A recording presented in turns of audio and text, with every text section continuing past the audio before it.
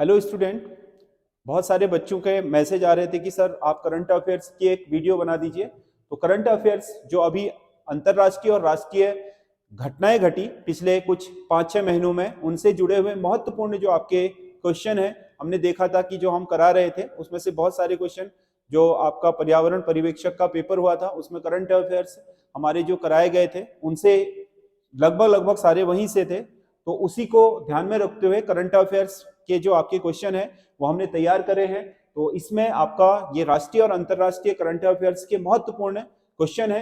आप इनकी पीडीएफ हमारे जो चैनल है, टेलीग्राम चैनल, वहां से भी प्राप्त कर सकते हैं। बाकी मैं यहाँ पर इसके आंसर बता दे रहा हूँ। बहुत महत्वपूर्ण है और बहुत जो निचोड़ है एक तरीके से, जितनी भी आपके करंट अफेयर्स पूरे 6 महीने 7 महीने का पिछला है तो उसके निचोड़ जो इंपॉर्टेंट क्वेश्चन है उन्हीं को हमने सेलेक्ट करके यहाँ पर रखा हुआ है। तो मैं एक्सप्लेन कर रहा हूँ इसको यहाँ पर, और बाद में आप इसको देखने, वीडियो पूरा देखने के बाद हमें कमेंट करके बताइएगा कि आपको कैसा लगा। उसी के हिसाब से फिर मैं उत्तराखंड का करंट अफेयर्स का वीडियो भी बनाऊंगा। तो सबसे पहले, भारत के पहले दलित मुख्य सूचना आयुक्त कौन बने हैं? CIC, चीफ इंफॉर्मेशन कमिश्नर, यानी कि मुख्य सूचना आयुक्त।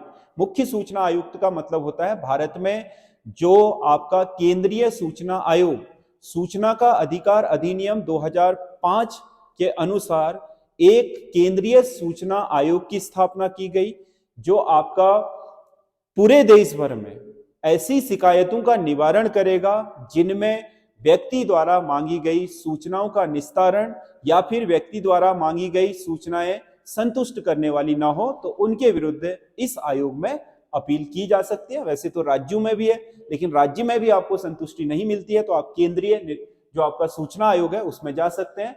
तो इसी का केंद्रीय सूचना आयोग जो सूचना का अधिकार अधिनियम के तहत 2005 में स्थापित किया गया है, उसके पहले जो दलित मुख्य सूचना आयुक्त बने हैं वो है हीरालाल समारिया। अगला क्वेश्चन है, स्वास्थ्य का अधिकार विधेयक लाने वाला पहला राज्य कौन है?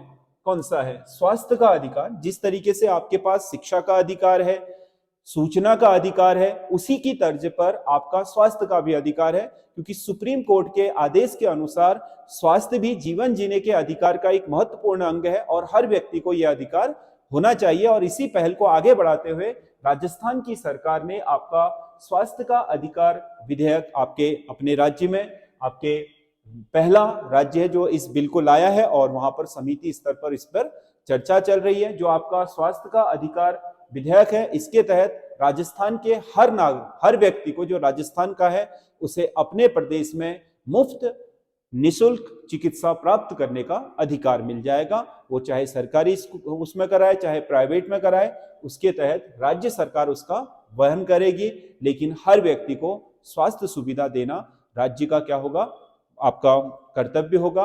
और हर व्यक्ति का ये एक तरीके से मौलिक अधिकार बन जाएगा, जिसे अनुच्छेद 21 ही कवर करेगा। जैसे 21 में आपका शिक्षा का अधिकार है, वैसे ही आपका स्वास्थ्य का पाने का अधिकार भी आपके मौलिक अधिकारों का हिस्सा बन जाएगा। भारत का पहला मल्टी मॉडल मौलिक अधिकारों की तरह काम करेगा।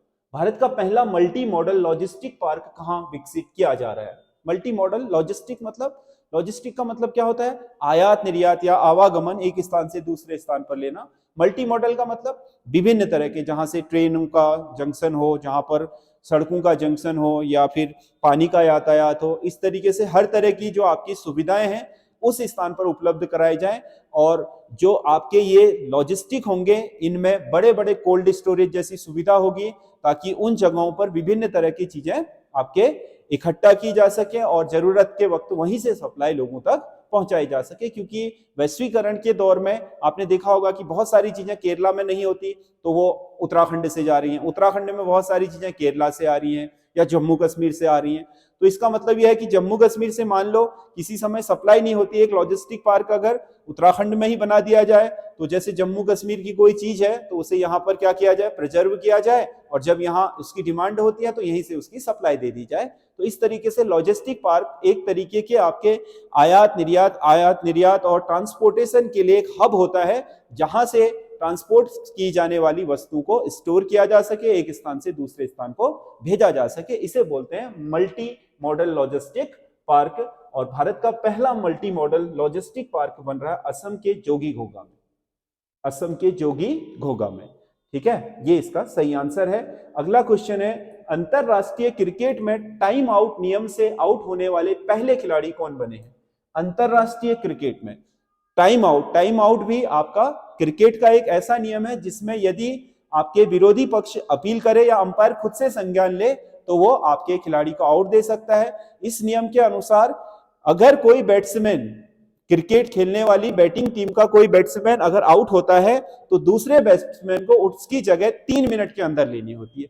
अगर 3 मिनट से ज्यादा का समय हो जाता है तो वो, अगर विपक्षी टीम उसके लिए अपील करे तो अंपायर उसे आउट दे सकता है, उसे टाइम आउट बोलते हैं। और इस बार आपके जो एंजेलो मैथ्यूज हैं श्रीलंका के, इसी विश्व कप में 2023 आईसीसी विश्व कप में एंजेलो मैथ्यूज टाइम आउट का शिकार हुए और साकिब उल हसन जो बांग्लादेश के खिलाफ उनका मैच चल रहा था तो उन्होंने अंपायर से अपील करी तो एंजेलो मैथ्यूज को टाइम आउट नियम के तहत आउट करार दे दिया गया। ये अंतरराष्ट्रीय क्रिकेट में पहली बार हुआ है, तो इसके शिकार बने एंजेलो मैथ्यूज। ये बहुत इंपॉर्टेंट रहेगा आने वाली परीक्षाओं के लिए। अगला क्वेश्चन है, अंतरराष्ट्रीय सौर गठबंधन का 95वां सदस्य देश बना है। अंतरराष्ट्रीय सौर गठबंधन ये अंतरराष्ट्रीय स्तर पर रिन्यूएबल एनर्जी यानी कि जो अक्षय ऊर्जा स्रोत है, यानी कि सोलर आपका ग्रिड बनाने के लिए बनाया गया एक आपका संगठन है जो 2015 में स्थापित किया था। इसका जो आपका मुख्यालय है वो गुरुग्राम, जिसे हम गुड़गांव बोलते हैं, उसी में स्थापित है हरियाणा के। और इस गठबंधन का जो 95वां सदस्य बना है वो बना है दक्षिण अमेरिका महाद्वीप का चिली देश। अगला क्वेश्चन है, 37वें राष्ट्रीय खेलों में प्रथम स्थान पर कौन सा राज्य रहा? 37वें राष्ट्रीय खेल जो इस वर्ष गोवा में आयोजित हुए, 38वें तो उत्तराखंड में होंगे, आपको पता है हल्द्वानी इसकी मेजबानी करेगा। 37वें जो राष्ट्रीय खेल 2023 में संपन्न हुए हैं गोवा में हुए हैं और इसमें सबसे ज्यादा पदकों के साथ महाराष्ट्र पहले स्थान पर रहा है। अगला क्वेश्चन है, जातिगत आर्थिक सर्वेक्षण कराने वाला देश का पहला राज्य बना है। जातिगत आर्थिक सर्वेक्षण यानी कि जाति के आधार पर आर्थिक सर्वेक्षण, क्योंकि जातिगत जनगणना की बहुत जोर जोर से मांग हो रही है भारत में। बहुत सारे राजनीतिक दल इसके लिए आवाज उठा रहे हैं, बहुत सारे राजनीतिक दल इसके पक्ष में नहीं है, बहुत बड़ा बहस का मुद्दा बना हुआ है। तो देश में आर्थिक सर्वेक्षण, जातिगत आर्थिक सर्वेक्षण कराने वाला पहला राज्य बना है बिहार। कौन बना है? बिहार। अगला क्वेश्चन है, पागलखाना नामक पुस्तक किसके द्वारा लिखी गई है? पागलखाना पुस्तक के जो रचयिता हैं, लेखक हैं, वो है ज्ञान चतुर्वेदी। क्योंकि ये जो आपका पुस्तक है इसलिए इंपॉर्टेंट है क्योंकि टाइटल बहुत शानदार है इसका, और साथ ही इस पुस्तक के लिए ज्ञान चतुर्वेदी को 32वें व्यास सम्मान से सम्मानित किया गया है। 2022 के जो व्यास सम्मान बटे उसमें इसी पुस्तक के लिए ज्ञान चतुर्वेदी को व्यास सम्मान दिया गया है। अगला क्वेश्चन है, 2023 में चीन में आयोजित एशियाई खेलों का कौन सा संस्करण था? जो 2023 में अभी संपन्न हुए हैं आपके एशियाई खेल, जिसमें भारत को आपका चौथा स्थान प्राप्त हुआ है चीन, जापान और कोरिया के बाद। तो उसमें आपका जो संस्करण था वो 19वें एशियाई खेल थे जो आपके चीन में आयोजित हुए 2023 में। अगला क्वेश्चन है, हाल ही में हुई मणिपुर हिंसा के लिए कौन सी समिति बनाई गई है? हिंसा की जांच के लिए मणिपुर हिंसा जो आपके वहां के दो आपके जनजातीय समुदायों के बीच भयंकर हिंसा हुई, जिससे वहां बहुत सारा डिस्टरबेंस हुआ, आगजनी हुई और आपके बहुत सारे आपके ऐसे कृत्य देखे गए जो बहुत ही अमानवीय किस्म के थे। तो इस हिंसा के लिए जिम्मेदार कौन है? क्या इसके पीछे के कारण है? किस तरीके से इनको सुलझाया जा सकता है आगे आने वाले समय में ऐसा ना हो, इसके लिए सुझाव देने हेतु आपके जो अजय लांबा हैं उनकी अध्यक्षता में इस समिति का गठन किया गया है जो मणिपुर हिंसा के लिए आपके जांच और सुझाव देगी। वायुसेना में एयर मार्शल बनने वाली दूसरी महिला सैन्य अधिकारी कौन है? एयर मार्शल वायुसेना का दूसरा सर्वोच्च पद है। चीफ एयर मार्शल के बाद इसी का नंबर आता है। जैसे थल सेना में आपका सबसे ऊपर जो आपका पद होता है वो आपका जैसे आपका कर्नल है, कर्नल के ऊपर कौन होता है? ब्रिगेडियर, उसके ऊपर आपका मेजर जनरल, जनरल के ऊपर लेफ्टिनेंट जनरल, और लेफ्टिनेंट जनरल के ऊपर जो पद होता है वो होता है आपका जनरल का। थल सेना में। वायुसेना में जो सबसे ऊपर पद होता है वो एयर चीफ मार्शल का होता है। उसके बाद जो दूसरा पद होता है वो एयर मार्शल का होता है। जिस प्रकार थल सेना में आपका जो जनरल है, जनरल के बाद आपका लेफ्टिनेंट जनरल है, उसी के समकक्ष वायुसेना में एयर मार्शल होता है। इस पद पर पहुंचने वाली आपकी दूसरी जो महिला बनी है वो है साधना नायर। अगला क्वेश्चन है, भारत में ऑनलाइन वित्तीय धोखाधड़ी के विरुद्ध डिजी कवच नामक प्रोग्राम किस कंपनी ने लॉन्च किया है? ऑनलाइन धोखाधड़ी बहुत ज्यादा हो रही है, तो इसके विरुद्ध आपका गूगल कंपनी ने अपना एक प्रोग्राम लॉन्च किया है डिजी कवच, जो ऑनलाइन धोखाधड़ी से कस्टमर को बचाने का काम करेगा। अगला क्वेश्चन है, भारत को विश्व पशु स्वास्थ्य संगठन ने किस पशु रोग से मुक्त घोषित कर दिया है? इस वर्ष भारत को आपका बर्ड फ्लू मुक्त घोषित कर दिया है, जो आपका विश्व पशु स्वास्थ्य संगठन है। जैसे हमारे आपके मानव के लिए WHO है, वैसे ही आपका ये विश्व पशु स्वास्थ्य संगठन दुनिया भर में पशुओं के होने वाले रोग और उनकी रोकथाम के लिए आपका विचार विमर्श और आपका एक तरीके का सबसे बड़ी उत्तरदायी संस्था है। तो उसके द्वारा बर्ड फ्लू, जो हमारे यहाँ बहुत महत्वपूर्ण होता था, खासकर मुर्गियों में होने वाला एक रोग था, जिसके कारण बहुत बड़ी मात्रा में मुर्गी पालन भारत में बहुत कठिन माना जाता था, उससे इस वर्ष आपका मुक्त घोषित कर दिया। H5N1 जो आपका इसका वायरस होता था, वो आपका बहुत ही घातक सिद्ध होता था, एक पूरी आपके मुर्गियों की जो जनरेशन है उसको पूरा समाप्त कर देता था। इससे अब आप इसको भारत को मुक्त घोषित कर दिया का मतलब अब ये रोग भारत में नहीं फैल रहा है या नियंत्रित कर लिया गया है।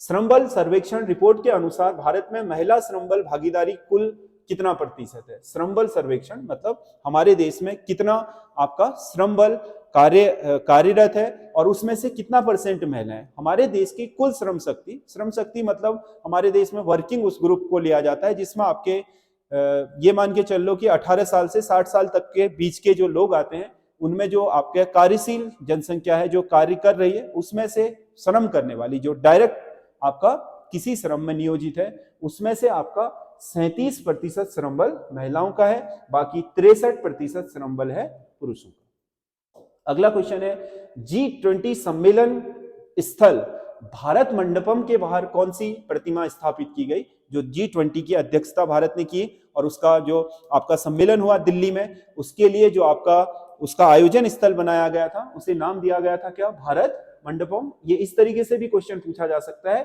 कि भारत में G20 जो आपका सम्मेलन स्थल है उसे क्या नाम दिया गया था, तो उसका नाम था भारत मंडपम। उसके बाहर जो मूर्ति लगाई गई थी वो नटराज की मूर्ति है, जो भारतीय संस्कृति को रिप्रेजेंट करती है। अगला, भारतीय राष्ट्रीय स्वच्छता सर्वेक्षण 2023 में 10 लाख से अधिक की आबादी वाले नगरों में इंदौर के बाद दूसरा स्थान किसे मिला है? इंदौर तो पहले नंबर पर है ही, लगातार 6 सालों से इंदौर ही देश का नंबर 1 स्वच्छता सर्वेक्षण आपका रिपोर्ट में आने वाला पहला आपका नगर है। उसके बाद दूसरे नंबर पर मध्य प्रदेश का ही भोपाल आया है, तीसरे नंबर पर जबलपुर है। तो पहले नंबर पर आपका इंदौर है, दूसरे नंबर पर भोपाल। अगला क्वेश्चन है, इसका सही आंसर भोपाल होगा। जनवरी 2024 को ब्रिक्स समूह में कितने देश शामिल हो जाएंगे? ब्रिक्स समूह में अभी तो जो आपका ब्रिक्स समूह है उसमें आपके ब्राजील है, साउथ अफ्रीका है, इंडिया है, रूस है, चाइना है, ठीक है, ये ब्राजील है, ये देश है। अब इसमें 6 देश नए शामिल हो रहे हैं, जिसमें आपका एक देश तो आपका अर्जेंटीना होगा, कहां का? दक्षिण अमेरिका महाद्वीप का। 2 देश इसमें अफ्रीका के हैं, मिस्र, और आपका एक देश है इथोपिया। 3 देश हो गए, और 3 देश इसमें एशिया महाद्वीप के हैं।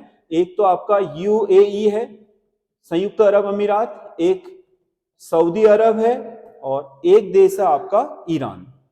कौन है? ईरान। तो ये 6 देश ब्रिक्स समूह के अगले नए सदस्य हो जाएंगे 1 जनवरी 2024 से। तो ब्रिक्स अब एक बहुत बड़ा संगठन, और ज्यादा बड़ा संगठन बनने जा रहा है। अगला क्वेश्चन है, भौतिकी के लिए नोबेल पुरस्कार 2023 से सम्मानित किया गया है। भौतिकी का नोबेल 2023 दिया गया है पियरे एगोस्टिनी, फ्रैंक क्राउस और हुलियर को। ये 3 लोग हैं, ठीक है। लेकिन नोबेल प्राइजों को याद करते समय आपके, खासकर क्योंकि लोक सेवा आयोग उत्तराखंड का नोबेल प्राइज हर साल पूछता है, हर परीक्षा में, पीछे देखिएगा आप, तो इसमें से जो आपका भौतिकी का है, रसायन का है और चिकित्सा का है, तीन जो होते हैं उसमें 2 या 3 लोगों को ही सम्मिलित रूप से मिलता है। तो इसमें आप 3 लोगों को याद करने में फंस जाओगे। आप क्या करें, मेन टाइटल उठा करके एक नाम बना ले। जैसे मान लो ये रासायन का है, पियरे अगोस्टिनी, फेरेंक क्राउच और हुलियर। ये भौतिकी का है, भौतिकी का, इसका तो सही आंसर यही है। मैं बता रहा हूं कि याद कैसे करना है। जैसे आपका रासायन का है मॉगी जी, बावेडी, लुई ई ब्रूस तथा एलेक्सी आइकीमोव। तो इसमें आप याद कैसे करोगे, देखो जैसे भौतिकी का है, इसमें से एक जो महत्वपूर्ण है वो उठा लो, तो इसको बना लो पियरे फ्रैंक हुलियर, पियरे फेरेंक हुलियर। ये एक नाम याद करो, वहां आप खुद ब खुद ऑप्शन देख करके अंदाजा लगा लोगे। तो इसे एक नाम बना लो, तीनों का मुख्य मुख्य टाइटल उठा करके एक नाम, एक ही नाम से तीनों याद हो जाएंगे।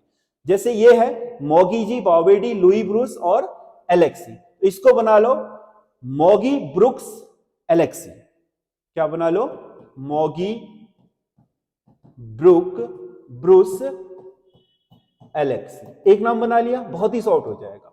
अब आपको एक नाम याद करना है रासायन का, एक नाम याद करना है भौतिक का, जिसमें तीनों नाम छुपे हैं। वहां देखते ही आपको पता चल जाएगा। ठीक है, इन तीन में खासकर दिक्कत होती है, रासायन, भौतिक और जो चिकित्सा का है। ये ट्रिक है, इसको आप अगर करेंगे तो आपको बहुत लाभ मिलेगा। आपके सारे के सारे जो आपके इससे आने वाले क्वेश्चन है वो सॉल्व हो जाएंगे। अगला क्वेश्चन है, नारी शक्ति बंधन अधिनियम 2023 बिल कौन सा संविधान संशोधन बना? संविधान संशोधन तो बना ये 106वां, लेकिन संविधान संशोधन बिल था ये 128वां, क्योंकि संसद में 128वें संविधान संशोधन बिल के नाम से प्रस्तुत हुआ, लेकिन पास हुए हैं अभी तक कितने, इसको मिलाकर के 106 जो एस्टैब्लिश हो गए, तो इसका नंबर होगा 106। ठीक है, और जो बिल प्रस्तुत हुआ था वो था 128वें नंबर का बिल, जो आपका महिला आरक्षण से संबंधित है, लोकसभा, राज्यसभा और राज्य विधानसभाओं में। दुनिया की पहली एआई कृत्रिम बुद्धिमत्ता पर आधारित रोबोट सीईओ कौन है? रोबोट सीईओ कौन है? तो ये है आपका मीका। कौन है? मीका, दुनिया की पहली रोबोट सीईओ।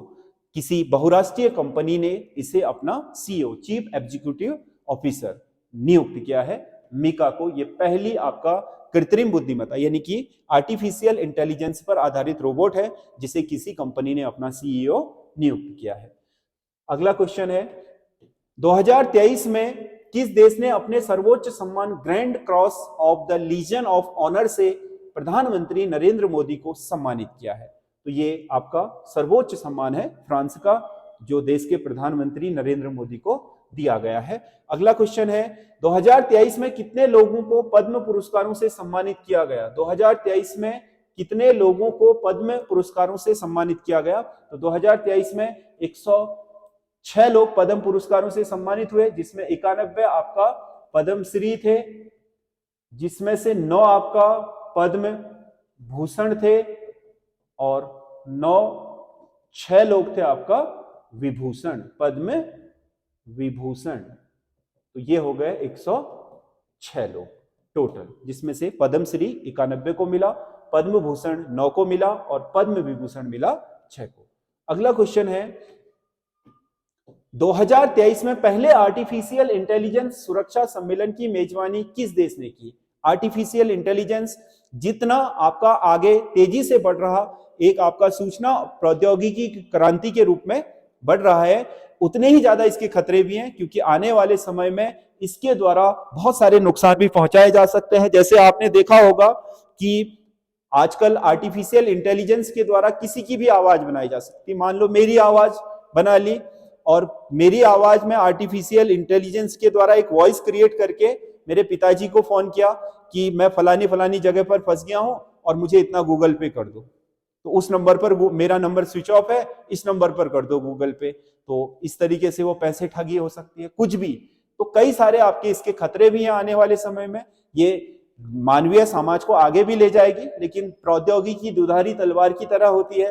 हो सकता है आने वाले समय में दुरुपयोग करने वाले इसका धड़ल्ले से दुरुपयोग करें। तो आर्टिफिशियल इंटेलिजेंस के लिए सुरक्षा के क्या उपाय होंगे, क्या नियम होंगे, किस तरीके से इसे आपका नियंत्रित किया जाएगा, और कैसे अपराध होने से रोका जा सकेगा, इसके लिए दुनिया में पहली आर्टिफिशियल इंटेलिजेंस पर सुरक्षा जो सम्मेलन हुआ है वो 2023 में आपका ब्रिटेन में आयोजित हुआ है। कहां आयोजित हुआ है? ब्रिटेन में। अगला क्वेश्चन है, सड़क दुर्घटना रिपोर्ट 2022 के अनुसार देश में लगभग कितनी जानें एक वर्ष में सड़क दुर्घटना में गई? देश में औसतन कहा जाता है कि 1.5 लाख जाने जाती हैं, परंतु 2022 में जो आपके सड़क दुर्घटना सर्वेक्षण हुआ उसके अनुसार देश में 1,68,491 मौतें हुई सड़क दुर्घटना में। 1,68,491 मौतें हुई, तो इसमें सही आंसर ये वाला है 1.68 लाख। ठीक है, तो ये टोटल एग्जैक्ट आंकड़ा है, 1,68,491 लोगों ने जान गंवाई और यहां पर 12 लाख से अधिक लोग आपके आंशिक या बहुत गंभीर रूप से घायल भी होते हैं जो सड़क दुर्घटना में। देश के लिए एक बहुत बड़ा ये आपका मानवीय आपदा है, मानवीय डिजास्टर है, जो आपके प्राकृतिक आपदाओं की तुलना में देश को बहुत ज्यादा मानवीय क्षति पहुंचाता है। अगला क्वेश्चन है, समान नागरिक संहिता यूसीसी यूनिवर्सल सिविल कोड को लागू करने वाला देश का पहला राज्य बनेगा, तो वो बन रहा है कौन? उत्तराखंड। देश का पहला राज्य होगा जहां पर समान नागरिक संहिता लागू हो जाएगी। इसके लिए आपको पता है कमेटी स्तर पर यह है और इस पर चर्चा हो रही है, सुझाव मांगे जा रहे हैं और उसके बाद ये आपके उत्तराखंड की विधानसभा में बिल पास हो जाएगा। उसके बाद यहाँ पर समान नागरिक संहिता लागू हो जाएगी। सबसे पहले देश में उत्तराखंड में ही समान नागरिक संहिता लागू होगी। सैयद मुश्ताक अली ट्रॉफी 2023, सैयद मुश्ताक अली ट्रॉफी 2023 का खिताब किस राज्य ने जीता है? किसने जीता है? पंजाब ने। बड़ौदा को हरा करके पंजाब ने ये जो आपके T20 आपका सैयद 20-20 ओवरों की T20 जो आपका सैयद मुश्ताक अली क्रिकेट प्रतियोगिता है उसमें आपका पंजाब विजित रहा 2023 में। अगला क्वेश्चन है, भारत में कितने नमक्षेत्र आर्द्र भूमि को अंतरराष्ट्रीय रामसर साइट घोषित किया जा चुका है? अंतरराष्ट्रीय रामसर साइट भारत में बहुत सारे आपके नम क्षेत्र हैं। आर्द्र भूमि उन क्षेत्रों को कहा जाता है जो आपका 6 मीटर से कम गहराई में हो और साल भर में कम से कम 8 महीने वो जल से भरे रहते हो या साल भर रहते हो, कम से कम 8 महीने रहते हो। वो क्षेत्र आपके पर्यावरणीय और इकोसिस्टम की दृष्टि से बहुत महत्वपूर्ण होते हैं। ऐसे क्षेत्रों को आपका क्या कहा जाता है? आपके आर्द्र भूमि कहा जाता है। देश में अभी तक 75 आर्द्र भूमि को है, तो बहुत सारे 75 को रामसर आपका ईरान का एक शहर है जिसमें 1971 में इन आर्द्र भूमि को बचाने के लिए एक सम्मेलन हुआ था, एक एग्रीमेंट हुआ था। उस एग्रीमेंट के तहत 75 साइटें ऐसी हैं जो अंतरराष्ट्रीय रामसर साइट बन गई हैं भारत में। तो इसकी संख्या आपका 75 है, जिसमें सबसे ज्यादा 14 साइटें तमिलनाडु में है। तो आपका ये बहुत महत्वपूर्ण है, आपके पर्यावरणीय क्वेश्चन है। चंद्रयान 3 को किस रॉकेट से लॉन्च किया गया था? चंद्रयान 3 जिसने आपके चंद्रमा पर आपके भारत के जो आपके रोवर है उसकी सॉफ्ट लैंडिंग कराई है। तो इसमें जिस आपके यान का रॉकेट का प्रयोग किया गया था वो था geosynchronous satellite launching vehicle mark 3। कौन सा था? मार्क 3। खेलो इंडिया यूनिवर्सिटी गेम्स 2023 का आयोजन किस राज्य में किया गया? खेलो इंडिया यूनिवर्सिटी गेम देश में खेल के जरिए आपके स्वास्थ्य और लोगों में आपके जो सामाजिक सौहार्द है, उसके अलावा स्वास्थ्य को लेकर के और खेल के जरिए मानवीय विकास करने के लिए देश में खेलो इंडिया गेम्स आपके स्टार्ट किए गए हैं। उसमें यूनिवर्सिटी स्तर के गेम्स भी किए जा रहे हैं। तो 2023 में जो यूनिवर्सिटी गेम्स हुए हैं वो हुए आपके उत्तर प्रदेश में। कहां? उत्तर प्रदेश में। अगला क्वेश्चन है, भारत में सेना के आधुनिकीकरण से संबंधित है। अभी हाल ही में आपका प्रोजेक्ट उद्धव शुरू किया गया है जो देश की सेना के आधुनिकीकरण से संबंधित है, जिसमें सेना के तौर तरीकों तकनीकों उसमें बदलाव किए जाएंगे और सेना को आधुनिक जो वर्तमान परिस्थितियों के हिसाब से आपके लड़ाई लड़ सके, वर्तमान परिस्थितियों के हिसाब से अपने आप को ढाल सके, इसके लिए आपका प्रोजेक्ट उद्धव शुरू किया गया है। ये भारतीय सेना के नवीनीकरण या आधुनिकीकरण के लिए है। किस सोशल नेटवर्किंग साइट का नाम अब एक्स होगा? सोशल नेटवर्किंग साइट का नाम अब एक्स होगा। एक्स नाम हो जाएगा ट्विटर का। ट्विटर को क्या नाम दे दिया गया है? एक्स। आजकल सब अपने अपने नाम बदल रहे हैं, जैसे आपका उसका नाम मेटा हो गया है, ठीक है। तो आपने देखा होगा कई सारी चीजें बदली हैं, इसमें ट्विटर ने भी अपना नाम अब एक्स कर दिया है। अगला क्वेश्चन है, भारत में किस वर्ष तक चंद्रमा में भारतीय को भेजने का लक्ष्य रखा गया? भारत चंद्रमा में मनुष्य आपके भेजने का जो प्लान कर रहा है वो आपका 2040 तक वो चंद्रमा में लोगों को भेज देगा। अगला क्वेश्चन है, इसरो का दूसरा अंतरिक्ष केंद्र कहां स्थापित किया जा रहा है? अंतरिक्ष केंद्र इसरो का दूसरा जो अंतरिक्ष केंद्र है वो कुलशेखरपट्टिनम, तमिलनाडु।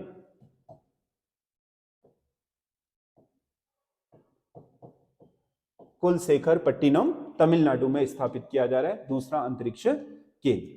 अगला, पहला अंतरिक्ष केंद्र कहां है? सतीश धवन अंतरिक्ष केंद्र आपका श्रीहरिकोटा, आंध्र प्रदेश। किस देश की अदालत ने 8 पूर्व भारतीय नौसैनिकों को मृत्युदंड दिया है?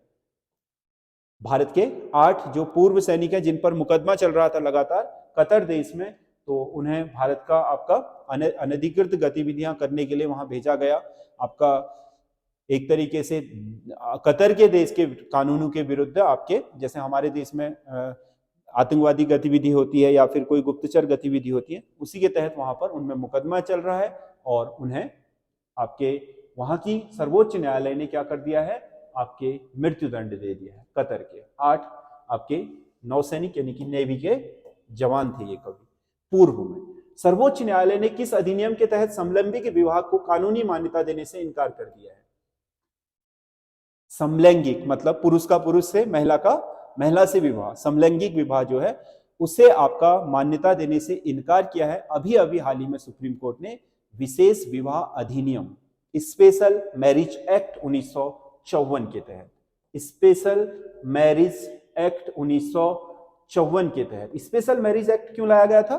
यह आपके धर्म के अंतर, मतलब जैसे कोई मुसलमान हिंदू से विवाह करना चाहता है, कोई ईसाई मुसलमान से करना चाहता है, कोई बौद्ध जैन से, सभी धर्मों में आपके विवाह करने के लिए स्पेशल आपका मैरिज एक्ट लाया गया, जिसमें कोर्ट आपका तिथि देता है और ये विवाह कोर्ट से ही होता है और इसमें पूर्णतः आपके वैधानिक मान्यता होती है।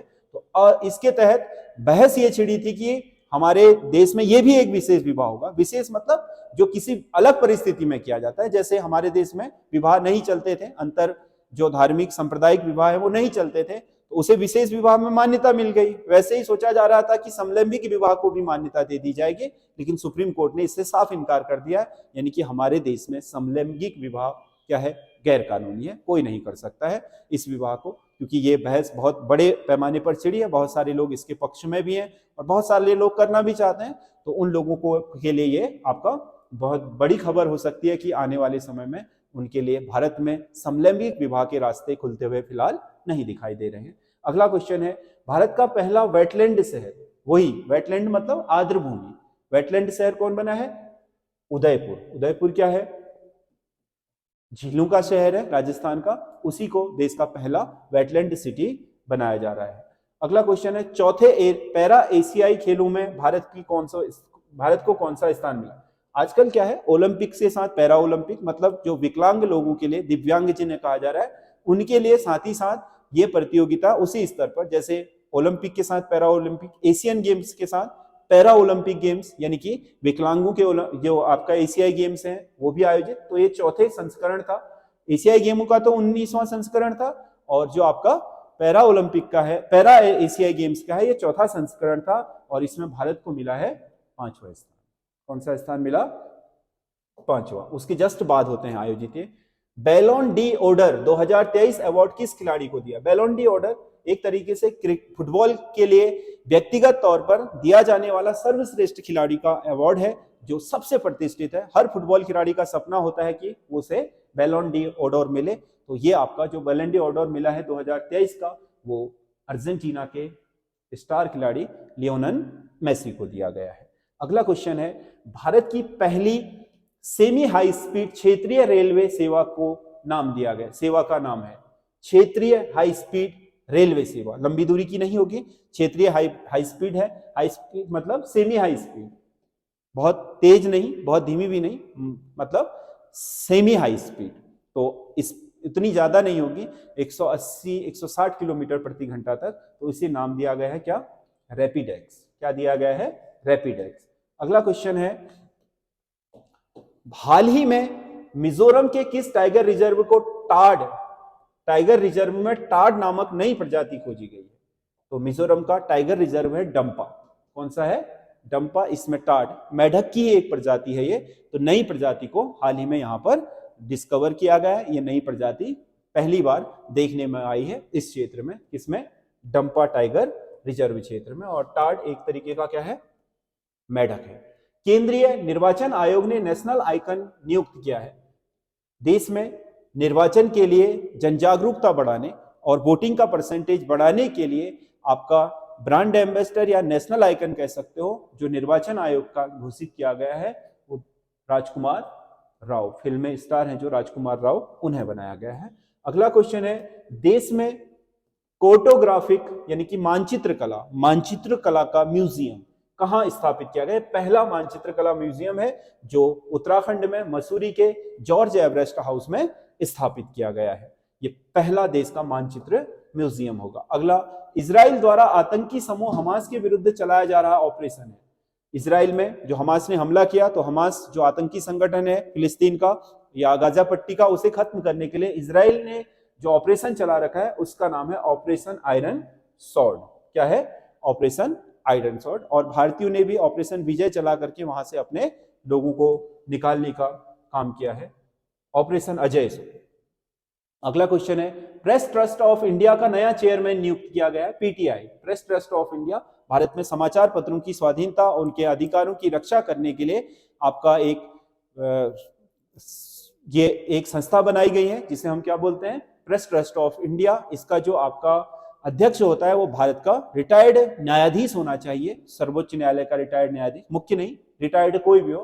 तो उसमें आपके इस साल प्रेस ट्रस्ट ऑफ इंडिया 28 सदस्य होते हैं इसमें, इसके अध्यक्ष बने एन शांता कुमार। अगला क्वेश्चन है, वित्तीय वर्ष 2023-24 के लिए भारत की जीडीपी, सकल घरेलू उत्पाद में कितने प्रतिशत वृद्धि का अनुमान है? यह आपका डेटा है किसका? आईएमएफ, इंटरनेशनल मॉनिटरी फंड, यानी कि अंतरराष्ट्रीय मुद्रा कोष ने 2023 और 24 का जो वित्तीय वर्ष है, मतलब 1 अप्रैल 2023 से लेकर 31 मार्च 2024 के लिए जो हमारी जीडीपी की विकास दर का अनुमान लगाया है, वो लगाया है 6.3%। अगला क्वेश्चन है, आईसीसी विश्व कप क्रिकेट में सर्वाधिक शतक लगाने वाले खिलाड़ी बने हैं। आईसीसी, इसको थोड़ा गौर से पढ़िएगा आप, क्योंकि विराट कोहली कर दोगे, क्योंकि बहुत हाईलाइट हुआ है कि सचिन के रिकॉर्ड तोड़े हैं सबसे ज्यादा शतक, लेकिन ये पूछ क्या रहा है? आईसीसी विश्व कप क्रिकेट में कह रहा है, मतलब विश्व कप के संस्करण में सबसे ज्यादा शतक किसके हैं? तो वो रोहित शर्मा के हो गए हैं 7 शतक। सचिन तेंदुलकर, रिकी पॉन्टिंग, इन सबको पछाड़ करके जो आपका वर्ल्ड कप का संस्करण है आईसीसी का, उसमें सबसे ज्यादा शतक रोहित शर्मा के नाम हो गए हैं। और वैसे ओवरऑल में आपका अंतरराष्ट्रीय क्रिकेट में वनडे में सबसे ज्यादा शतक अब किसके नाम है? विराट कोहली के नाम। सचिन तेंदुलकर के 49 शतकों का रिकॉर्ड तोड़ करके इन्होंने 50 शतक बना दिए। भारत की पहली सोलर सिटी मतलब जिस शहर के अधिकतर जो आपके इलेक्ट्रिसिटी की आपूर्ति है वो किससे की जाएगी? सोलर एनर्जी से। तो वो सिटी कौन सी बनी है? मध्य प्रदेश का सांची। मध्य प्रदेश का सांची देश की पहली पूर्णतः सोलर सिटी बनी है, जहां की हर जरूरत इलेक्ट्रिसिटी की किससे पूरी की जाएगी? सोलर एनर्जी से। Dada Saheb Phalke life time achievement पुरस्कार दिया गया। दादा साहेब फाल्के 2023 का जो आपका लाइफ टाइम अचीवमेंट पुरस्कार मिला है वो फिल्म अभिनेत्री वहीदा रहमान को दिया है। फिल्म क्षेत्र में, अभिनय के क्षेत्र में विशिष्ट आपके कार्य करने के लिए जो आपका दादा साहिब फाल्के पुरस्कार है वो भारत में दिया जाता है। दादा साहिब फाल्के भारतीय सिनेमा के जनक और दुंडीराज गोविंद फाल्के, जिन्हें बाद में क्योंकि बंगाली थे इसलिए दादा लगा दिया गया, दादा साहिब कहा गया, नाम थोड़ा लंबा है, दुंडीराज गोविंद फाल्के, उन्हीं के नाम से देश का सर्वोच्च आपका जो फिल्म पुरस्कार है वो दिया जाता है। और इस वर्ष वहीदा रहमान को ये लाइफ टाइम अचीवमेंट अवार्ड मिला है। अगला क्वेश्चन है, भारत का पहला एआई संचालित एंटी ड्रोन सिस्टम क्या है? आर्टिफिशियल इंटेलिजेंस आधारित एआई आपका क्या ड्रोन, एंटी ड्रोन, क्योंकि ड्रोन आपकी डेट में सीमाओं पर या सूचना के लिए आपका, जैसे पाकिस्तान का आईएसआई वगैरह या वहां की सेना भारतीय सीमाओं के अंदर ड्रोन के द्वारा हमले कराने या ड्रोन के द्वारा सूचना इकट्ठा करने, फोटोग्राफी करने, इनका काम कर रहे हैं, क्योंकि ड्रोन इस तरीके के कामों में एक बहुत बड़ा आपका हथियार बन गया है। तो ड्रोन को रोकने के लिए एंटी ड्रोन सिस्टम जो एआई पर आधारित होगा, भारत ने उसे नाम दिया है क्या? ये इंद्रजाल। ये भारत का पहला क्या होगा? एंटी ड्रोन सिस्टम होगा। वर्ल्ड हैप्पीनेस इंडेक्स 2023 में भारत को स्थान मिला। हैप्पीनेस इंडेक्स मतलब खुश रहने का जो आपका सूचकांक है, तो उसमें भारत को आपके 126वां स्थान प्राप्त हुआ है। तो ये 50 क्वेश्चन है करंट अफेयर्स के, बहुत महत्वपूर्ण, जो आपके परीक्षाओं को दृष्टिगत रखते हुए बनाए गए हैं। खासकर आपका जो ईओ का एग्जाम होना है, आपके जो आरओ का एग्जाम होना है, तो उसको दृष्टिगत रखते हुए राष्ट्रीय और अंतर्राष्ट्रीय जो आपका करंट अफेयर्स है उसका निचोड़ है। आपको कैसा लगा कमेंट करके जरूर बताइएगा, और हमारे चैनल एसएस स्टडी के साथ लगातार बने रहिए अच्छे से अच्छा आपका स्टडी मटेरियल प्राप्त करने के लिए। धन्यवाद।